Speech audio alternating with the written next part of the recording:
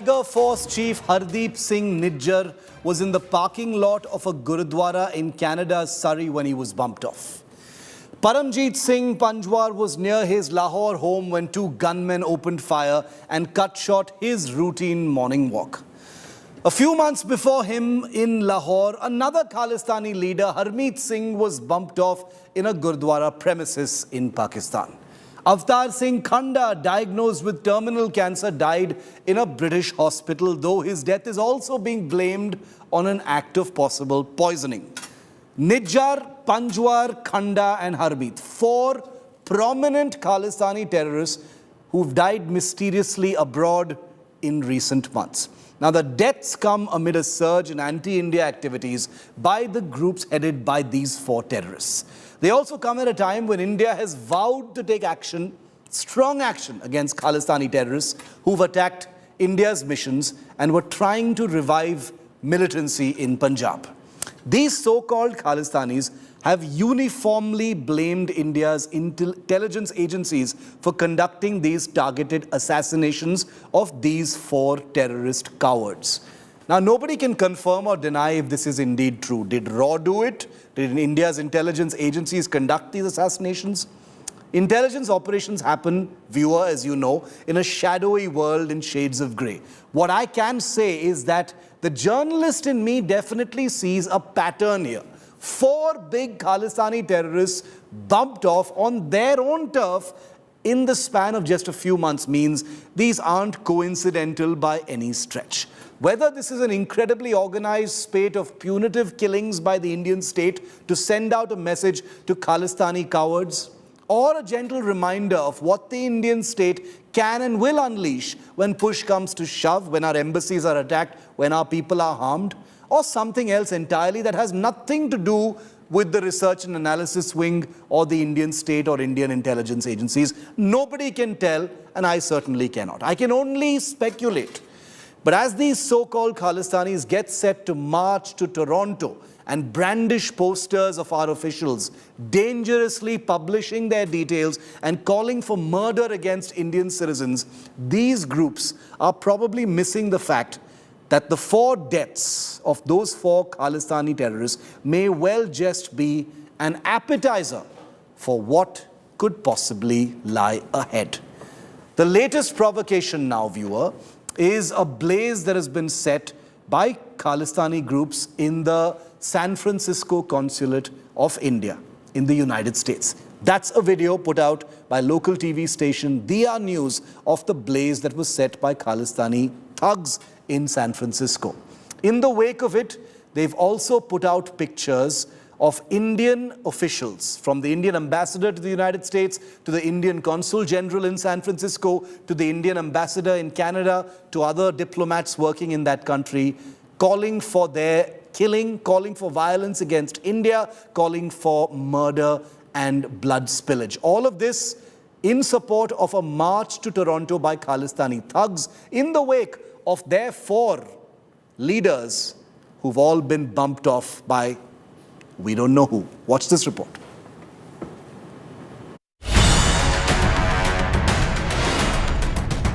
A big blaze at the Indian consulate in San Francisco, California. The second such attack on the same consulate in the last 3 months. These images, courtesy local American channel Diya TV, said the video was released by Khalistani terrorists in the US. The act of arson was carried out after hours and was contained quickly with no injuries to anyone. But the act itself has lit a major diplomatic and political fire. Coming as it does just days after the highly successful Modi-Biden Milan in the US. The United States has strongly condemned the incident. Bharat सिखों को बचाने में विश्वास रखता है, ना कि उनका नुकसान पहुंचाने में। इसलिए ये जो लोग कर रहे हैं, ये भारत के भी दुश्मन हैं, सिखों के भी दुश्मन हैं और ये आईएसआई की हालतों में खेलने वाले लोग हैं। मैं विदेशों में बैठे सिखों से आग्रह करता हूं, ऐसे लोगों को आइडेंटिफाई किया जाए और उनके खिलाफ कार्रवाई होनी चाहिए जो हम सिखों को बदनाम करने का काम कर रहे हैं। Only 3 months ago, as the Punjab police launched a nationwide search for Amritpal Singh in India, Khalistani terrorists vandalized this same Indian consulate building in San Francisco. Videos surfaced of a huge crowd attacking the consulate as Punjabi music blared in the background. A huge piece of graffiti read "Free Amritpal" was spray painted on the outer wall. Protesters shouting pro-Khalistan slogans broke through security barriers to install 2 Khalistani banners inside the consulate premises. They also hit the door and windows with iron rods. The National Investigation Agency, which believes the 2 attacks are almost definitely linked, may soon dispatch a team to the US to conduct an up-close investigation. While those responsible for these attacks are little more than unemployed thugs who owe allegiance to a desperate cause, the Indian government will be treating such incidents as a serious provocation, especially since Khalistani terror groups have now pulled a fresh stunt, publishing the photographs of India's ambassador to the United States, India's Consul General in San Francisco, as well as our diplomats in Canada, all in a desperate effort to raise temperatures ahead of a march to the Indian mission in Toronto this Saturday. Canada, notoriously soft on Khalistani terrorists, has released a statement condemning the dangerous calls to violence against diplomats. हमारे जो partner देश जो हैं, जैसे Canada है, America है, UK है, Australia है, जहां कभी-कभी खालिस्तानी एक्टिविटीज़ होती हैं, हमने उनको रिक्वेस्ट की है कि वो उनको खालिस्तानियों को स्पेस न दें, क्योंकि उनकी सोच जो है ये रैडिकल एक्सट्रीमिस्ट विचारधारा जो है वो ना हमारे लिए अच्छा है, ना उनके लिए है, ना हमारे रिश्तों के लिए है. With 4 major Khalistani terrorist leaders bumped off mysteriously in the last few months, a dead cause is gasping for breath, desperate for attention and pulling every kind of stunt possible. But when they attack Indian property and issue suparis on our officials, they must face the consequences. Bureau Report, India Today. Well, 4 prominent Khalistanis coincidentally in the last 6 months have all died mysteriously. Many of these Khalistani groups are pointing a finger directly at India, saying it was India's covert operations that have managed to bump off these 4 Khalistani thugs in order to send out a warning to Khalistani groups not to provoke any more in the US, UK, Canada, Australia and elsewhere. Let's get an expert view, but before that I want to introduce you to my guests today to get their perspective on what India has done and what India can do. Lieutenant General Kamaljeet Singh is former Army Commander, Western Army Command. Manbir Singh Kohli is a broadcaster in Sydney. He's also an expert on many of the things that have been happening there vis-a-vis Khalistani groups. Gaurav Sawant is someone who's been looking extremely closely at the Indian state's response to these many provocations and attacks in different parts of the world. But before I go to our 3 guests, I want to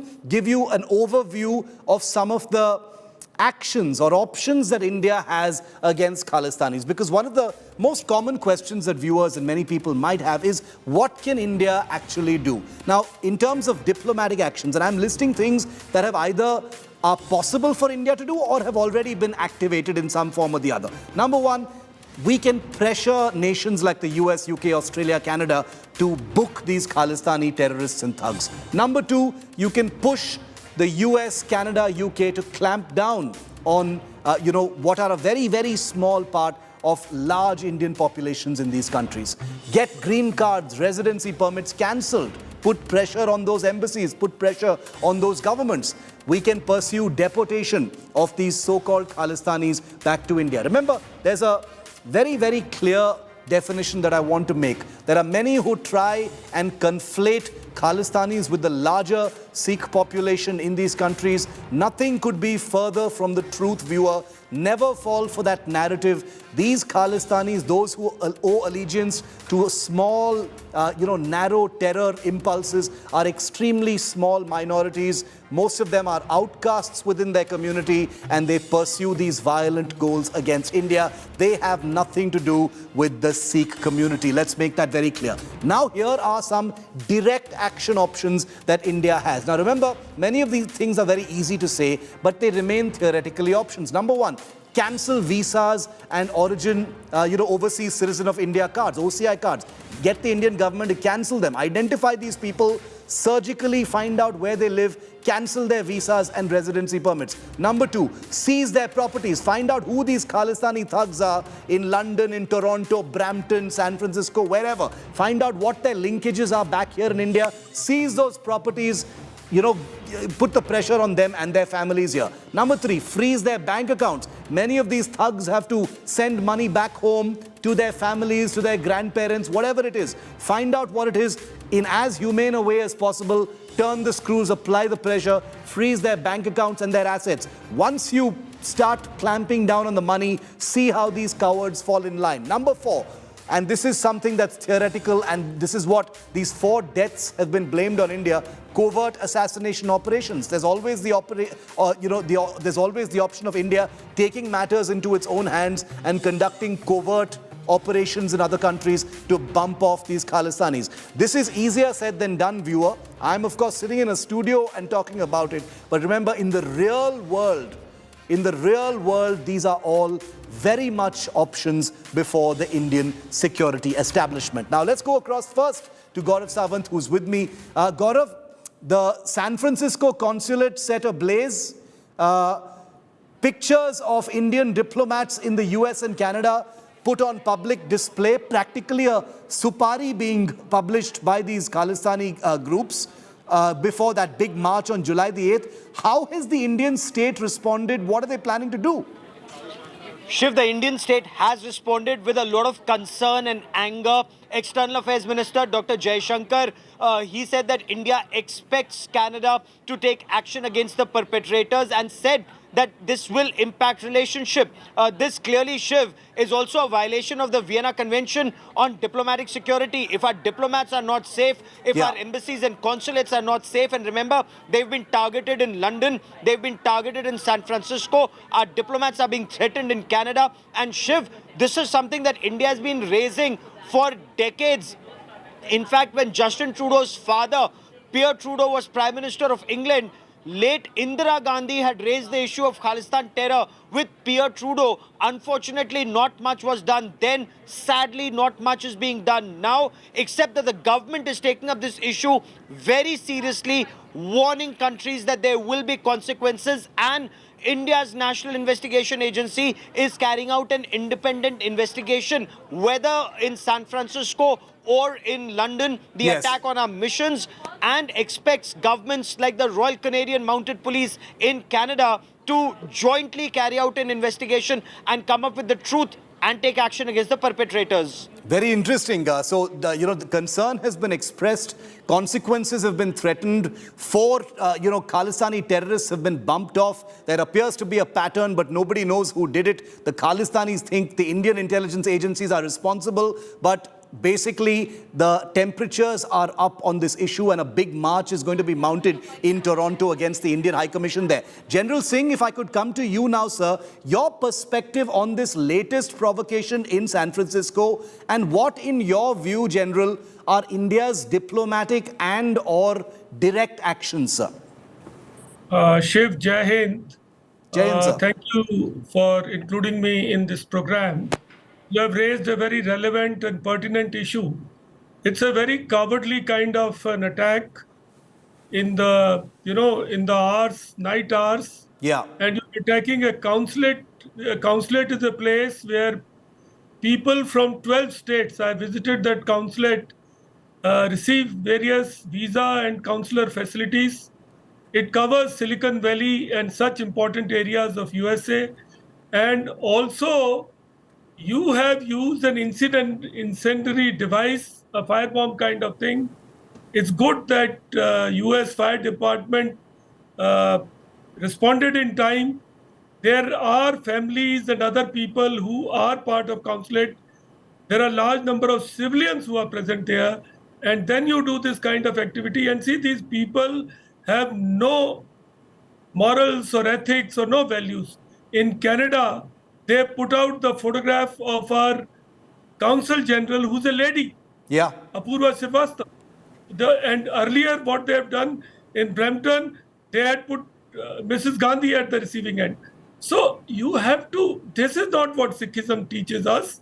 We are not supposed to do such cowardly kind of activities.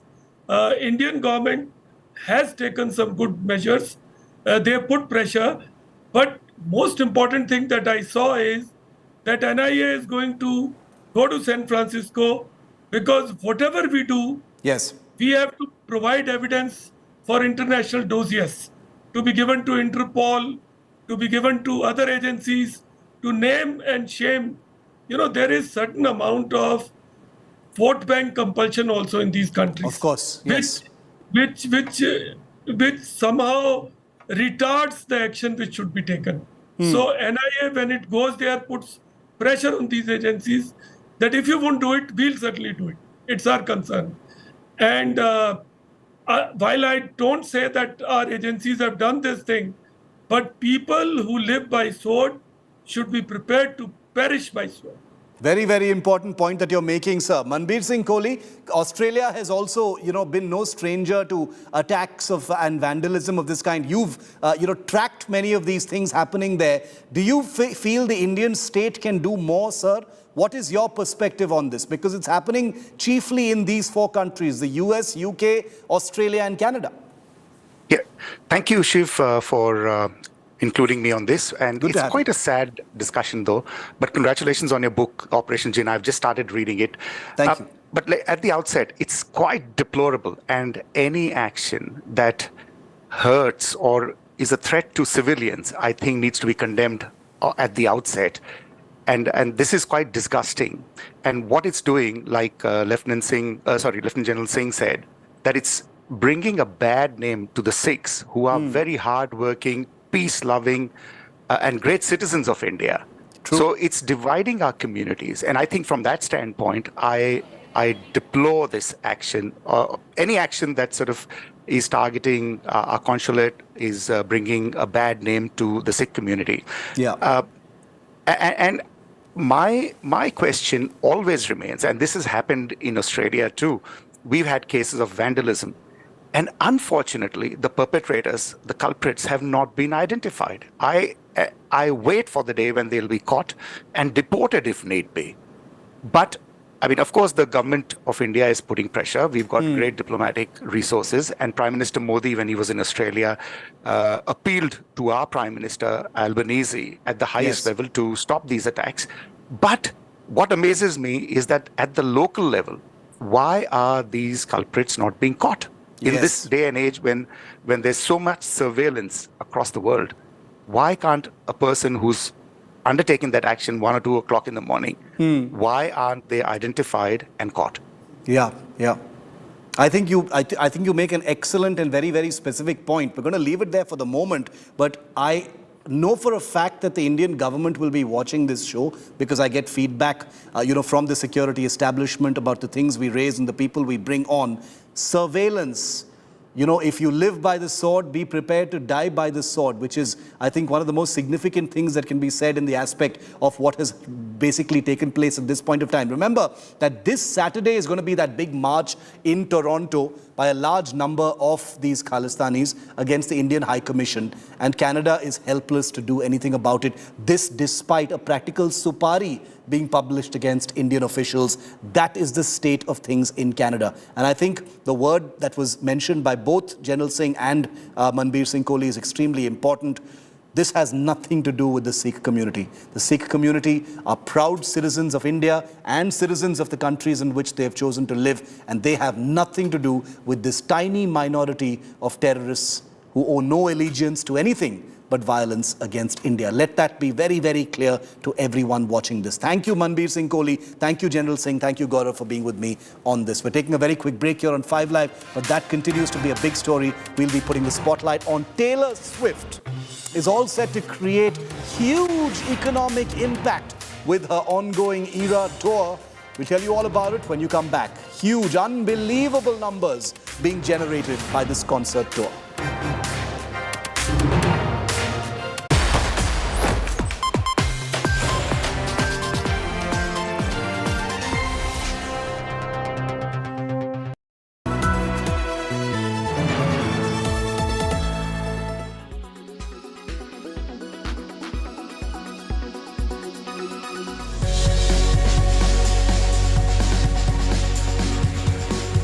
Breathe, breathe, breathe.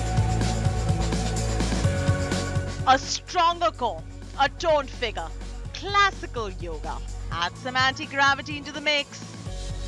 And you have this fun, elegant and rather exciting aerial yoga practice going for you. Celebrities all over are obsessed with this Instagrammable yoga. They've been hanging upside down like owls of the aerial silks suspended from the ceiling. The acrobatic aspect makes it a lot of fun and rather very clickable. Shilpa Shetty, Alia Bhatt, Jackie Fernandez, Kareena Kapoor Khan, Ananya Pandey, Malaika Arora and so many more have shown us how they look after their bodies and tone those abs for a beautifully strong core that makes age look like just another number.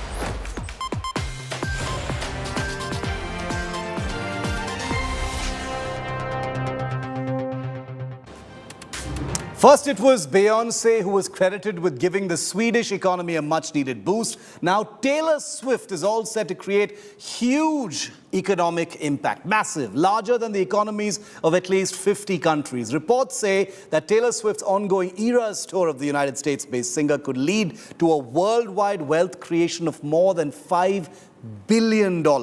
Take a look at this report. There was one prize that It's Taylor Swift's 6th global tour, spread over 17 months, 102 concerts with 44 songs in each show. And this musical extravaganza is expected to generate over $5 billion in wealth all over the world. It's Swiftonomics at its peak, and analysts are stunned. The concerts began in Glendale, Arizona on the 17th of March this year. Since then, Taylor Swift has performed in 14 cities, lifting the economy of each city she performs in. In Las Vegas, tourism and hotel bookings reached pre-pandemic levels for the first time, proving Taylor Swift is a bigger pull for the Sin City than gambling. In Chicago, hotel occupancy hit 97% for the first time. In Tampa, Florida, hotels, clothes shops and parking lots saw a spike in business. The city also saw its tax revenues jump by $730,000. In Houston, nearly all hotels were full for the first time ever. It's not just the hotels and restaurants which are making hay from the T-Swift lift. The often used term to describe the economic impact of Taylor Swift, sale of train tickets, air travel, merchandise and clothes, particularly metallic boots and sequin dresses preferred by the singer's fans, have also received a major boost. Tax revenues in all the cities she has performed in have also shot up. The Swift mania began the very day the Eras tour tickets went on sales. 3.5 million registered on the website, crashing it. However, the first day saw sales of 2.4 million tickets, creating a new world record. By 15th of December, $554 million worth of tickets had been sold. Worldwide, direct ticket sales are expected to reach $1.4 billion, with the total economic impact of the tour likely to hit more than $5 billion. $13 million is the amount Taylor Swift is making from each concert, putting her total earnings from the tour at over $400 million. Incredibly, the total economic activity from Taylor Swift exceeds the GDP of as many as 50 countries. This includes Maldives, Fiji, Bhutan, Seychelles, and Liberia. It's not just the $250 tickets Swifties are splurging on. The average spend by each fan is around $1,300. What's more interesting is the age distribution of the ticket buyer. It's not the teens and the young ones who are spending on the tickets. 54% of the ticket buyers are between 35 and 64 years of age. 37% are aged between 18 and 34, and just 5% are in their teens. For countries and city economies hit hard by the pandemic bug, the Taylor Swift Eras tour is God's send opportunity to get back on their feet. Lobbying for concerts has been hectic, with several countries also offering subsidies and a long list of facilities to attract the 33-year-old sensation to their city. Bureau Report, Business Today TV.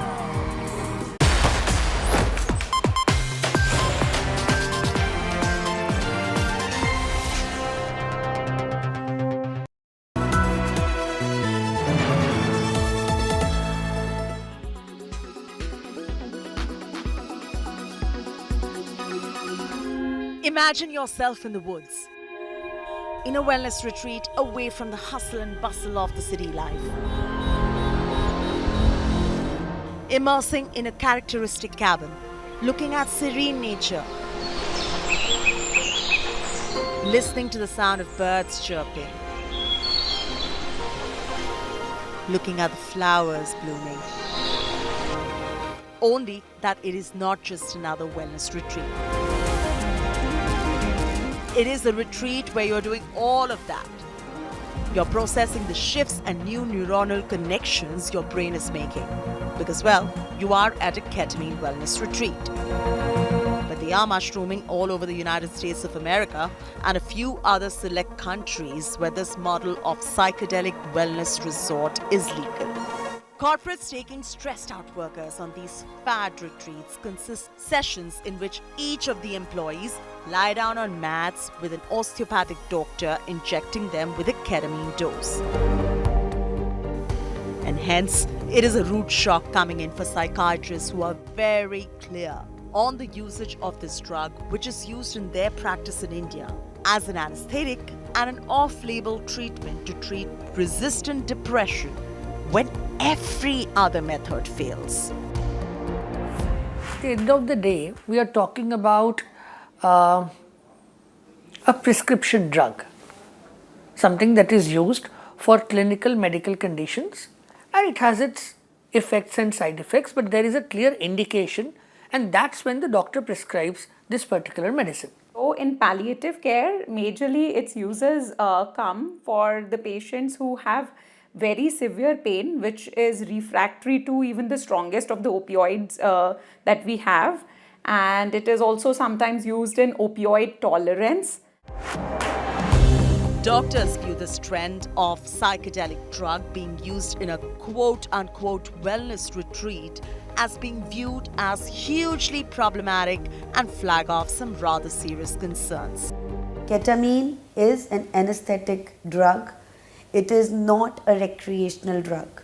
Voltas Pure Air 6-stage adjustable AC.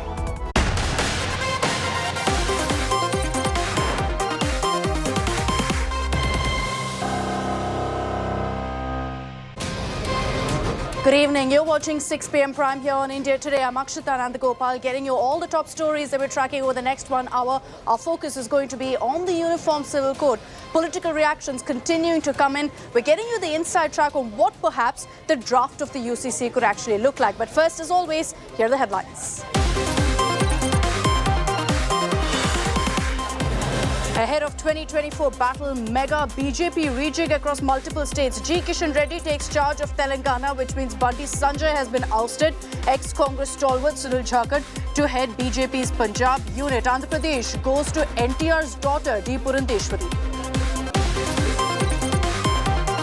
Finance portfolio becomes sticking point for Mahayuti. Pawar's NCP faction demands lucrative finance and planning portfolio. Shinde camp objects.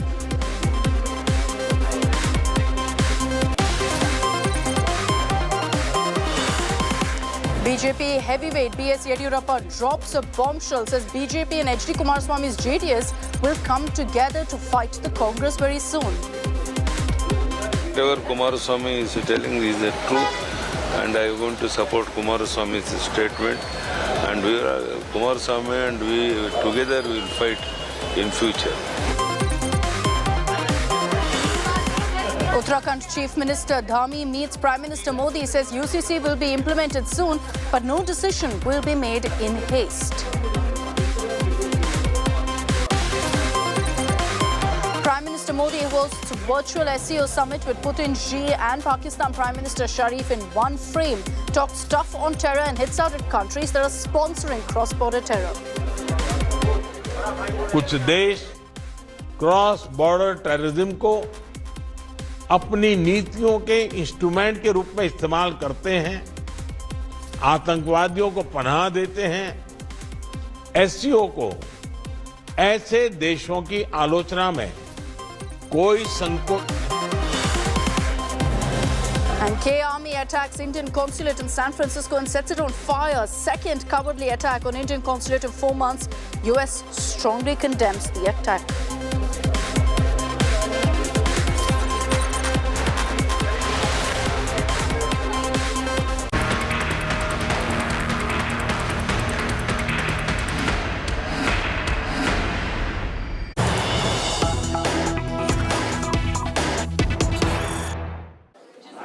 And let's begin by getting you the latest breaking update that's coming in on all of the political twists and turns that we've been witnessing in Maharashtra. With so much at stake now, you're getting a lot more reactions coming in. Sanjay Raut, part of the Uddhav Sena, has now fired a taunt at Eknath Shinde, saying that the Shinde Sena faction is sulking, and with Ajit Pawar rising, it will mean the fall of Eknath Shinde. He's in fact taken a taunt at Eknath Shinde, particularly over the news break that we put out here on India Today over the big fight over portfolios. That finance and planning is something that the Ajit Pawar faction is gunning for, and Shinde Sena wants to hold on to these portfolios. Sanjay Raut now wading into this controversy, saying it's very clear that that Ajit Pawar's faction has been brought in the cost of the Shinde Sena. Let's play out for you what Raut has said. Shiv Sena भी एक साल से यही संघर्ष कर रहा है, तो हम सब महाविकास आघाड़ी के बैनर के नीचे हम एक साथ हैं, ये हम बताते हैं बार बार। आज उद्धव ठाकरे साहब और पवार साहब से भी बातचीत की है, दोनों ने एक दूसरे के साथ, और सभी नेता, कांग्रेस हो, चाहे राहुल गांधी जी हो, चाहे पवार साहब हो, चाहे उद्धव ठाकरे जी हो, निरंतर एक दूसरे के संपर्क में है। And even as Sanjay Raut has taken that jibe at Shinde Sena, let's tell you about the big fight that's broken out in the Mahayuti. It may seem like all is well because they have the numbers, but that's most definitely not the case. The big fight over portfolio allocation has now broken out, with Ajit Pawar seeking the lion's share, seeking the big bang portfolios of finance and planning, something that at this point Shinde Sena is resisting, saying they want to hold on to these portfolios. Remember that finance currently is with Devendra Fadnavis. Let's take this across to Sahil Joshi, our managing editor, who's joining us live from Mumbai, getting us every single update on the story. Sahil, which way is it going to go? At the end of the day, you know, the Mahayuti has a lot more issues to iron out. This perhaps is just the beginning to show some of the tensions that are lying within this alliance.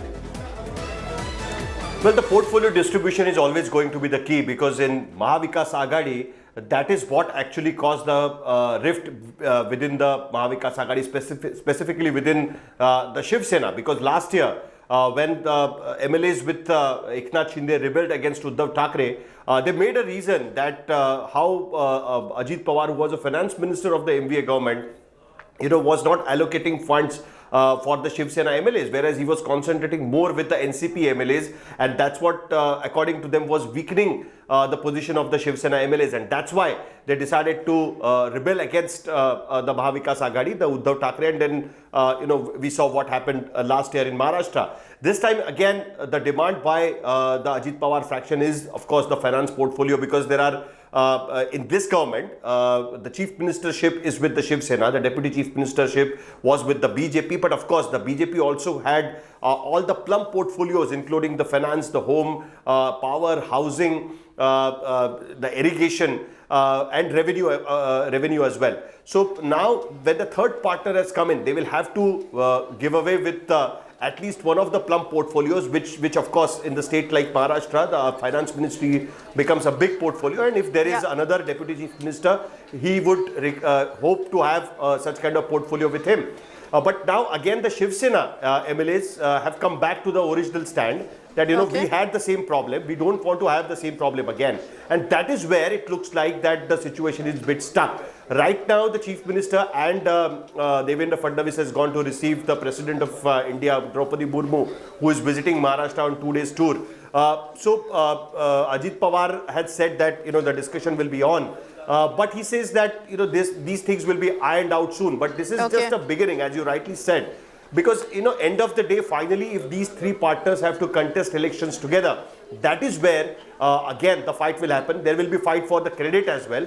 So, the situation will unfold more, and we'll have to wait and see what goes further in this. Let's see who wins the first round, at least, of this portfolio allocation battle that's currently underway amid this freshly minted alliance partners. Thanks very much, Sahil, for getting us all of those updates. Let's round up for you all the updates that have come in from Maharashtra so far. We've put the focus on the battle for NCP. Come tomorrow, we'll know who's won, whether it's Ajit Pawar or Sharad Pawar, because both factions have called meetings. But amid that, you had earlier today Ajit Pawar inaugurating a brand new NCP office. Let's get you those details. The stage is set for a show of strength by Sharad Pawar and Ajit Pawar. The two factions of the NCP have called separate meetings of MLAs in Mumbai on Wednesday. The Ajit Pawar faction claims the support of over 40 MLAs, which is more than the 36 needed to escape the anti-defection law. But the Sharad Pawar camp rejects the claim. 40च्या वर चांगला number आहे मी बोलते मैं एक काम करेल आज गेल्यावर व्यवस्थित बोलतो जो 1 साल से महाराष्ट्र में चल रहा है तो जिन लोगों ने मतदान किया है उनको भी ये चीज अच्छी नहीं लगी और जब ये चीज अच्छी नहीं लगती तब वो कहते हैं कि उनका जो मतदान है वो शायद वेस्ट हो गया और इस सिचुएशन में लड़ना भी इसी भूमि ने इसी विचार ने हमको सिखाया है तो कितना भी मतदारों को लगा मैं उनको उतना ही कहूंगा कि लड़ना तो हमको है. Even as the number crunching is still on, Ajit Pawar has got down to business, inaugurating a new NCP office near the Mantralaya, the administrative headquarters of the Maharashtra government. The inauguration, however, did not go as smoothly as imagined. The NCP workers had to break the lock and enter the office as the PWD did not give the keys on time. Shortly after the inauguration of the new NCP office, Chief Minister Eknath Shinde, Deputy Chief Minister Devendra Fadnavis held a meeting with Ajit Pawar and other newly inducted NCP ministers. Sources say the leaders discussed portfolio allocation. According to sources, the Ajit camp is likely to get the finance, planning and cooperative ministries. They have reportedly also asked for power, irrigation or higher and technical education departments. कोई चिंता की बात नहीं है और portfolio allot नहीं हुआ करके कोई काम रुकेगा नहीं. कुछ पोर्टफोलियो मुख्यमंत्री जी के पास है, कुछ बाकी मंत्रियों के पास है, कोई डीसीएम साहब के पास है.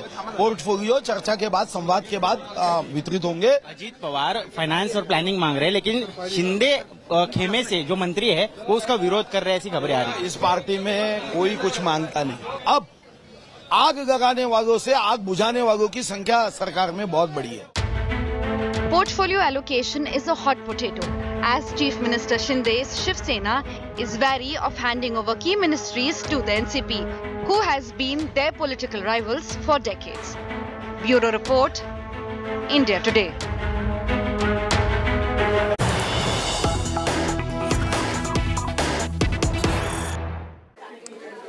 Let's get your news now coming in of how the BJP is now going all out in the poll-bound states. Just months to go for the elections in states like Chhattisgarh, Rajasthan and Telangana. And the Prime Minister is going to be there in a few days from now. He's going to be visiting 4 states in a matter of 2 days. Rajasthan, Chhattisgarh, Telangana as well as Uttar Pradesh, where he's going to be inaugurating, launching a slew of projects. We understand nearly 50 projects worth 50,000 crores will be inaugurated by the Prime Minister. I'd like to bring in Polami Saha, who tracks the BJP closely for us. Polami, the messaging, the strategy is very clear.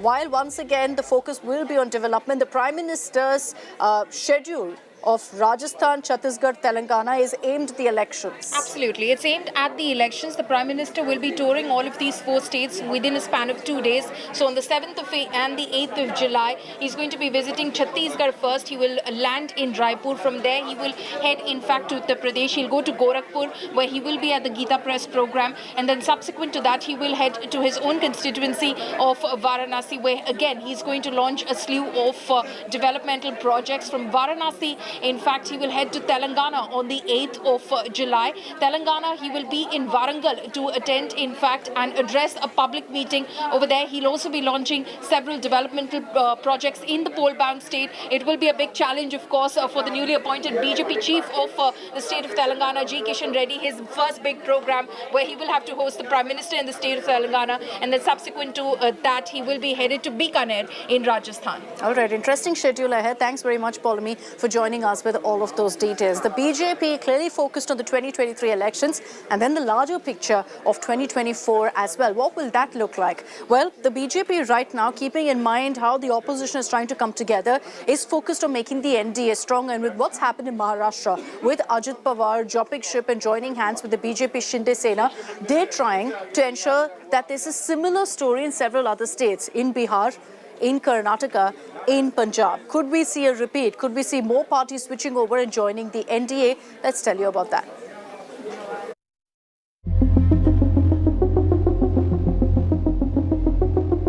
Amid mega bid for opposition unity and the feel-good factor for opposition with Congress win in Karnataka, came a bolt from blue for the opposition. The mega NCP coup in Maharashtra by Ajit Pawar, the Mahapawar play, came as a massive dampener, exposing the chunk in opposition camp. Ajit Pawar dumped Uncle Sharad Pawar right after attending mega opposition meet in Patna. To make matters worse for opposition, estranged NDA allies like Om Prakash Rajbhar's SBSP have started making a beeline to join the Modi bandwagon for 2024 polls. Sapa के कई विधायक सरकार में शामिल होने के लिए परेशान हैं। कई विधायक टिकट लोकसभा का चाहते हैं, अपने परिवार को दिलाना चाहते हैं। कई लोग तो हमारे यहाँ संपर्क में खुदे हैं कि कोई जुगाड़ बना दीजिए, कोई रास्ता बता दीजिए। उनके भाई रास्ता तो बगले में सीएम है, चले जाइए। In Karnataka, BJP leader Yediyurappa said BJP will come together with H.D. Kumaraswamy's JDS on key issues. Kumaraswamy and we together will fight in future. Kumaraswamy on his part predicted an Ajit Pawar-like coup in Karnataka and implosion of Sidhu Sarkar. Here also, Ajit Pawar type of person may emerge in future days. For that, actually, we have to wait and watch. The tremors of opposition quake were even felt in Bihar, where BJP claimed that several leaders from Nitish Kumar's JDU were willing to defect. कार्यकर्ता ज्यादा दुखी हैं कि क्या क्या कर रहे हैं नीतीश बाबू। 18 साल हो गए, जो बच्चा जन्म लिया था वो अब बालिग हो गया। नीतीश बाबू क्या कर रहे हैं? In Punjab, there is big buzz about Akali Dal's return to the NDA fold. If it gets the seat share deal it is angling for. A resurgent BJP termed this only the beginning and predicted a massive rush from opposition camp to join the NDA. 2024 की दृष्टि से भी इन दलों का साथ में जुड़ना और कई और दलों का भारत के विकास के लिए एक मजबूत, निरंतर और स्थिर सरकार भारत के हित में देखते हैं तो लोगों का जुड़ना स्वाभाविक है। Amid all the political dangle, who will have the last laugh? Bureau Report, India Today. And with that report, I'm slipping into a short break here on 6 p.m. Prime. Coming up on the other side, all the latest of what's happening on the Uniform Civil Code debate. A series of meetings that have taken place over the last 24 hours. We get your details of what really was discussed. What is the Modi government thinking? That's coming your way in just a bit.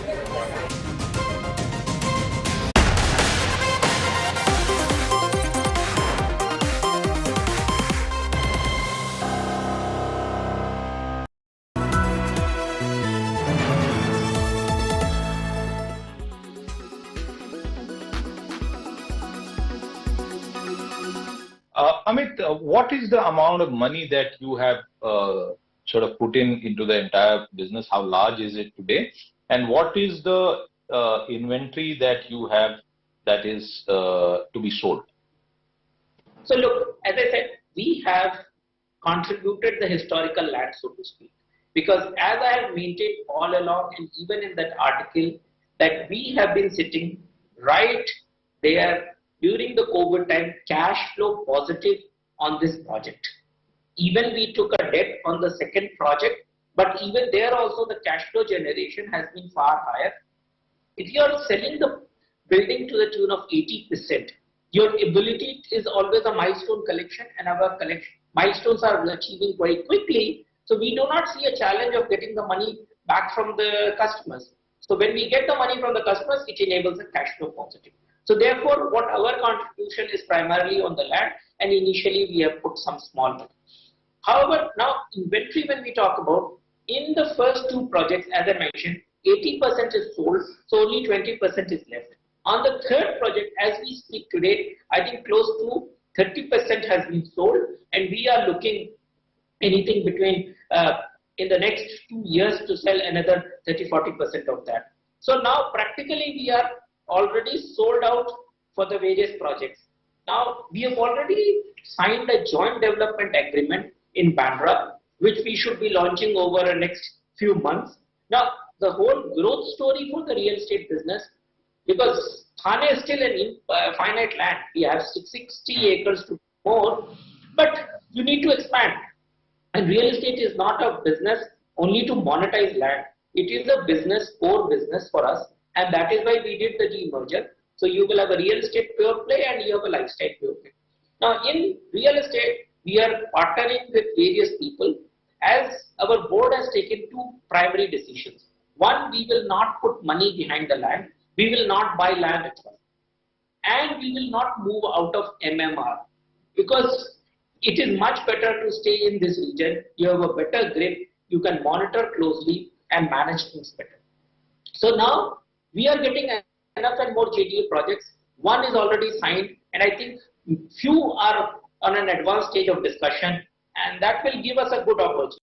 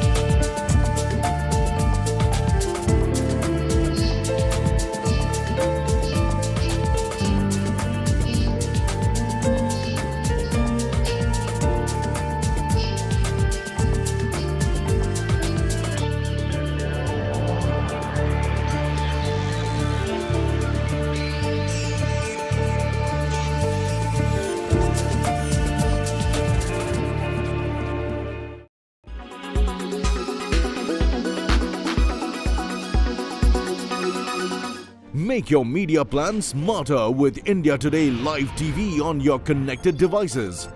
Amplify your brand with 100 million smart internet viewers. To advertise, mail us at sales@aajtak.com.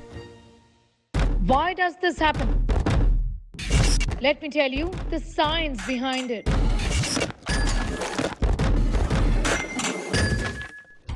For more informative videos like this, keep watching India Today News Mo.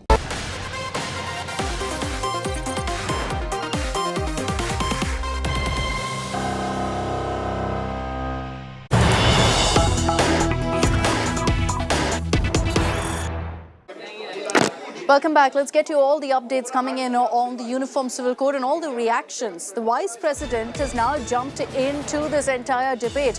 Vice President Jagdeep Dhankar has now made a comment backing Uniform Civil Code, saying that if it's not implemented, it will be corrosive to society. So he's batted for the immediate implementation of one nation, one law at a time, when there are many elements in society, political and otherwise, who say that now is not the right time, that there are political motives attached to bringing UCC. Let's play out for you what Vice President Dhankar has to say.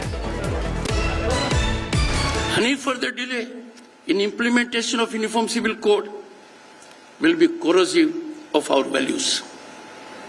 The underlying sublimity of it has to be appreciated and understood. This will bind Bharat, its nationalism, more effectively, and that was the thought process of founding fathers of the Constitution. So a series of meetings, updates that are coming in on the Uniform Civil Code. Let's round those up for you.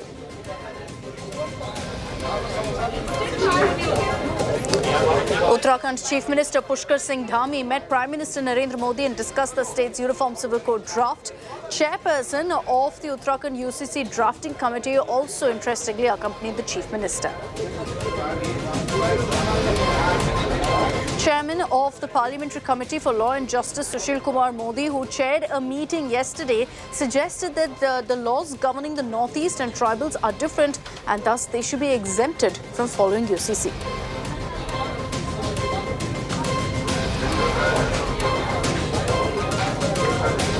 Jamiat-e-Ulema-e-Hind said that UCC is against the freedom of religion as it takes away the religious freedom and fundamental rights given to citizens under Article 25 of the Constitution. They further said that UCC is a threat to the country. They're forwarding their opinion now to the Law Commission. And Uddhav Thackeray held a meeting with his party MLAs, discussed UCC. Uddhav Thackeray reportedly said that while UCC is something that Balasaheb Thackeray believed in, the circumstances are different, and hence he said that they will adopt a wait and watch approach.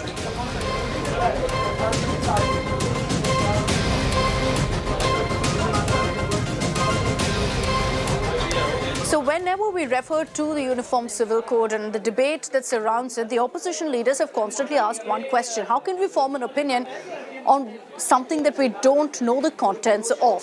What is the draft of the UCC looking like? Let's get you details of what we've picked up from the series of meetings that have happened so far on what the UCC could look like. The debate over UCC rages on as the Modi government continues to hold a slew of meetings to bring the reform. A day after meeting, Home Minister Amit Shah, Uttarakhand Chief Minister Pushkar Singh Dhami met Prime Minister Modi in the national capital. Dhami, remember, has been battling for UCC to be brought to Uttarakhand and has prepared a draft as well for the same.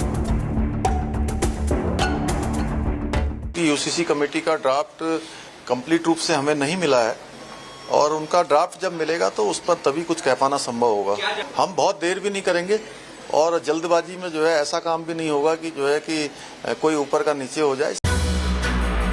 Importantly, one of the committee members who prepared the UCC draft in Uttarakhand also accompanied Chief Minister Dhami for the meeting with Prime Minister Modi. The meeting comes a day after a parliamentary panel huddle came together to discuss Uniform Civil Code. Interestingly, Chairman of Parliamentary Panel on Law and BJP MP Sushil Modi pitched for keeping tribals out of the ambit of any proposed UCC and noted that all laws have exceptions. The chairperson Sushil Modi said perhaps the tribals in the northeast could be kept out of the ambit of it. But then the opposition members countered, what was the use if there was no uniformity, and also the entire exercise was completely rendered futile. Uniform civil code एक humanitarian issue है और मुद्दे क्या हैं? Succession, inheritance, marriage, custody, divorce. उस पे यदि हम कंसेंसस नहीं ला सकते हैं तो ये जो हम कहते हैं कि India is a diverse country, उसका मतलब क्या रहा? Meanwhile, even as the Law Commission has been seeking opinions from regional groups, the Jamiat-Ulema-e-Hind has prepared its reply. Jamiat head Arshad Madni will send its opinion that Muslims will not accept any law that is against Shariat and hence oppose the Uniform Civil Code. Narendra Modi ji की सरकार वो ये चाहती है कि मुसलमानों के शरई अहकाम को कुचल करके हम जो है वो यहाँ पर राज करें, ऐसा मंजूर नहीं है। हम उनका विरोध करेंगे। हिंदुस्तान का एक एक मुसलमान काले कानून की मुखालफत करेगा। As speculation grows on whether the BJP will table the UCC bill in the upcoming monsoon session, can the Saffron Party ensure more consensus over the reform? Bureau Report, India Today. Now, of the non-stop meetings that have happened in the last 24 hours, the one that's most crucial perhaps was the parliamentary panel meet. This is the Standing Committee on Law and Justice that came together to discuss UCC. The chairman of this committee, BJP MP Sushil Modi, reportedly batted for exemption for tribal communities in the northeast and other parts of the country. When asked about this, Sushil Modi essentially has justified it, saying there are many laws across the country where there are exemptions also put in place. So he's proposing a similar exemption as far as UCC is concerned. Now, there were some members who questioned how then can you talk about this being uniform civil code? How can you refer to this as uniformity, that tribals will get the chance to preserve their culture under several articles of the constitution, so there's no need for them to be exempt from UCC. There are also other takeaways from this particular meeting because opposition leaders voiced their concern. The Congress questioned the timing of these UCC meets. The DMK reportedly also did the same, saying it's timed to the 2024 elections. And that really is what their contention has been throughout. But we don't know if they're against UCC or they're waiting for the draft currently. Let's in fact cut across to breaking news that's coming in.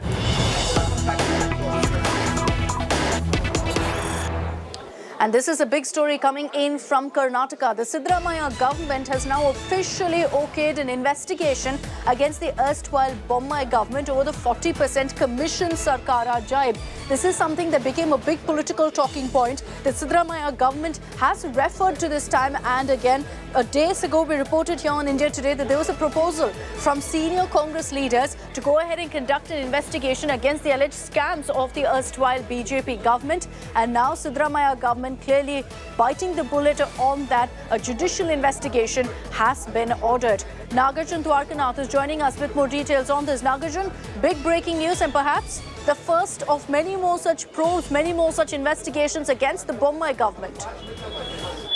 Well, that is true. In fact, remember there was already an SIT formed on the Bitcoin scam, and now on the 40% corrupt allegation that was done by the Congress and the opposition party. Now, as the government has ordered a judicial probe, what we are told is the Chief Minister has signed the order. An official government order is yet to be issued, but the government feels that a judicial probe was necessary, and hence the order has been made. A retired High Court judge would head this probe, is what we are told. The details of this probe will be given out much later, but the government official order will come out tonight or tomorrow morning, is what we are told.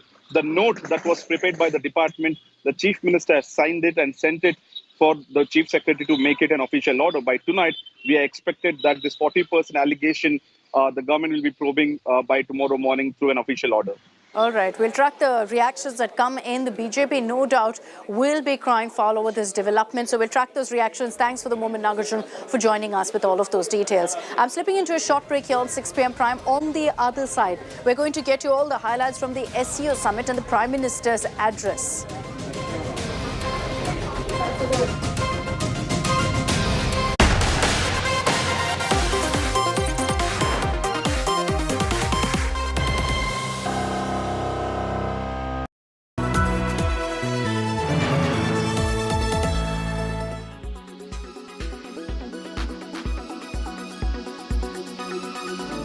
Swaying palm trees by the sea, a free lifestyle, a popular tourist destination.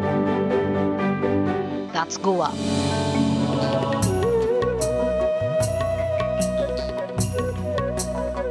The golden mound of Radha Krishna temple with its saffron flag flying high is a refreshing change in this setting. Situated at the BITS Pilani Goa campus in Zuari Nagar, Sankol in South Goa, It's the latest tourist attraction of the region. The foundation stone for the Radha Krishna temple was laid in 2021 and the temple was inaugurated in 2023 by Jagat Guru Shankaracharya Swami Shri Avimukteshwaranand Saraswati in the presence of Chief Minister Pramod Sawant and members of the Birla family.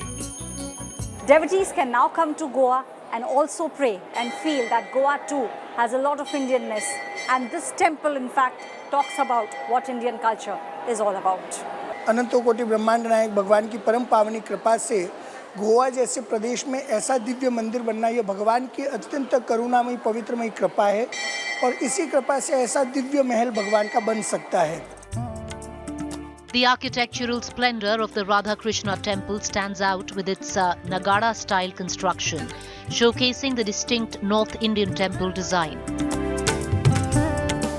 Crafted primarily from the white Makrana marble sourced from Rajasthan's Kishangarh region, the temple complex boasts of 5 elegant shikharas. The intricate artistry, meticulously carved over 2 years, incorporates a harmonious blend of floral motifs, mosaics, and sacred symbols. Spanning a vast expanse of 3.6 acres, this temple gives a strong, welcoming vibe with an aura of goodness and peace from the entry point itself. The grand entrance, adorned with peacocks and lotuses, adds to the temple's allure, while the engraved lotuses on the ceiling captivates visitors.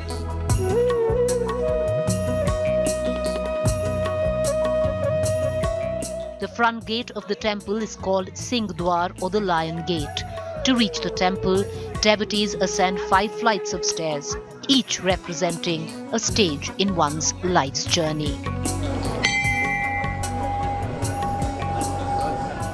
It was 84 years ago that the first Birla temple in our country was opened. It was opened because the Birla family felt that the Mughals and the Britishers, when they were ruling India, they destroyed the temples.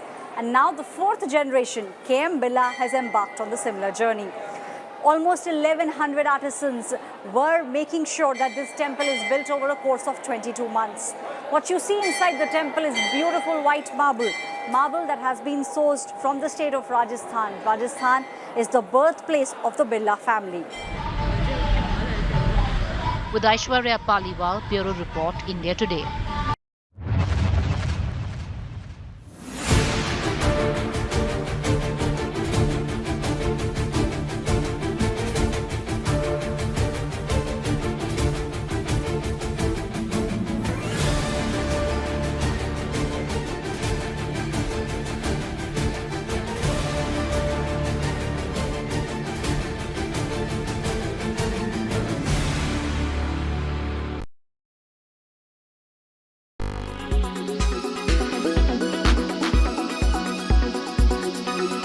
Why does this happen? Let me tell you the science behind it.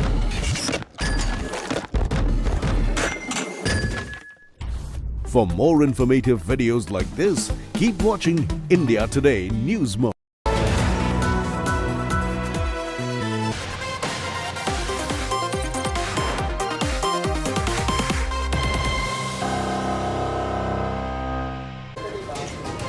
Welcome back. You're watching 6 p.m. Prime, and let's now get you details and highlights from the SCO summit. Prime Minister Narendra Modi chaired the SCO summit, virtual meet of course, but also extremely important because in one frame you had India, China and Russia together. Chinese President Xi Jinping was there, the Pakistan Prime Minister Shehbaz Sharif was there, Russian President Vladimir Putin as well. It was on this platform with all of these leaders present and listening that the Prime Minister in his inaugural remarks took a hard stand on cross-border terror. He slammed countries for shielding terrorists and sponsoring terror. No prizes for guessing who he was referring to. The Prime Minister also urged SCO leaders to give a separate joint statement condemning radicalization of youth. The Prime Minister also spoke about Afghanistan, saying the ground situation was worrisome, calling for united action for the welfare of Afghanis. The theme of the summit is towards a secure SCO, which was first coined, in fact, by Modi during the 2018 SCO Qingdao summit.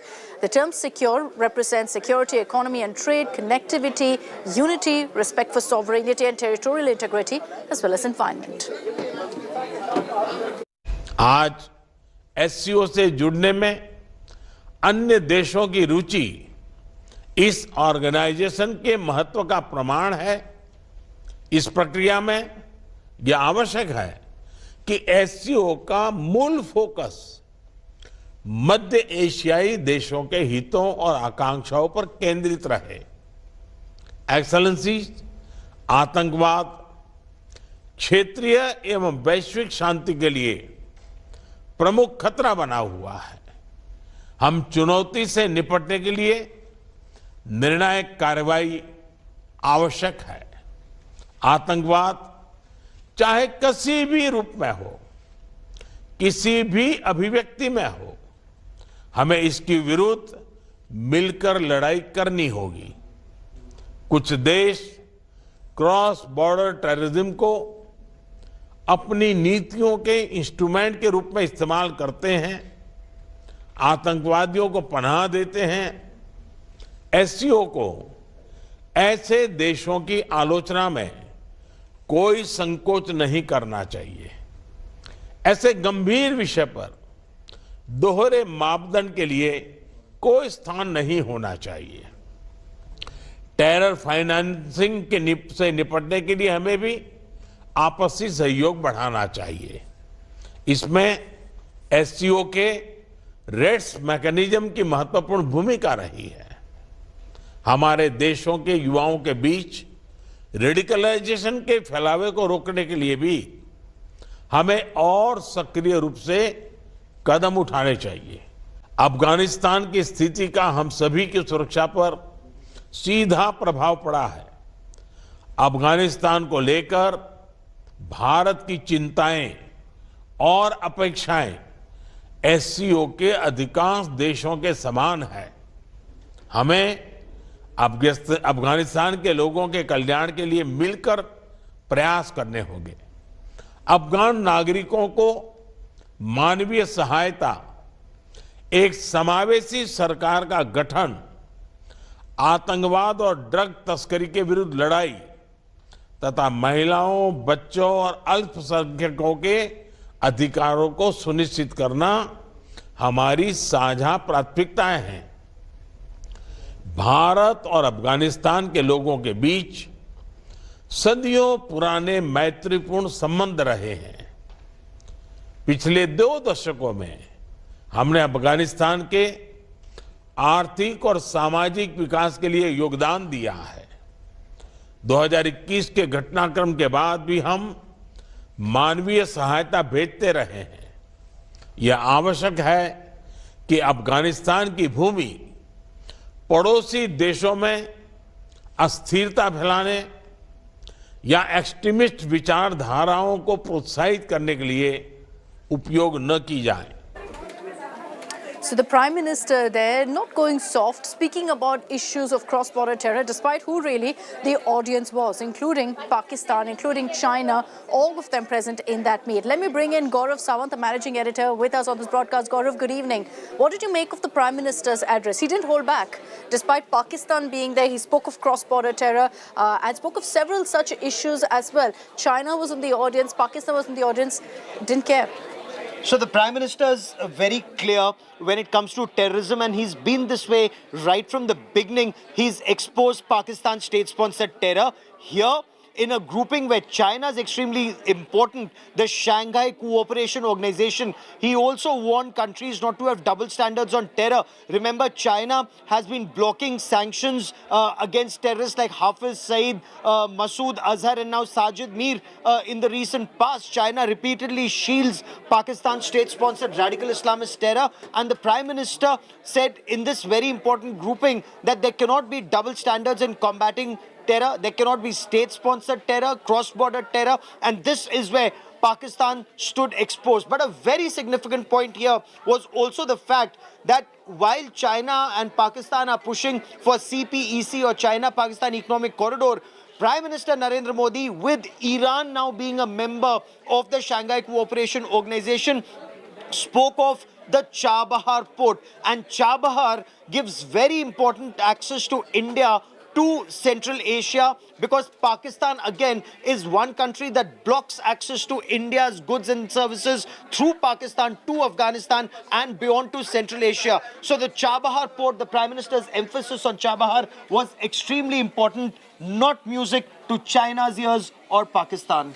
So clearly he didn't hold back. He sent across the message that he wanted to send to Pakistan and to China at the SCO. Thanks very much, Gaurav, for joining us here on 6 p.m. Prime. Now let's get to a very interesting story that's also thrown up a lot of serious questions about the kind of security we have at our borders. A 27-year-old woman from Pakistan was arrested in Noida, in Greater Noida, in fact, to be specific. She had made it all the way through from Pakistan, had travelled first to Nepal by flight, and then from Nepal had managed to enter into India without any documents, without any visa or any sort of legal documentation.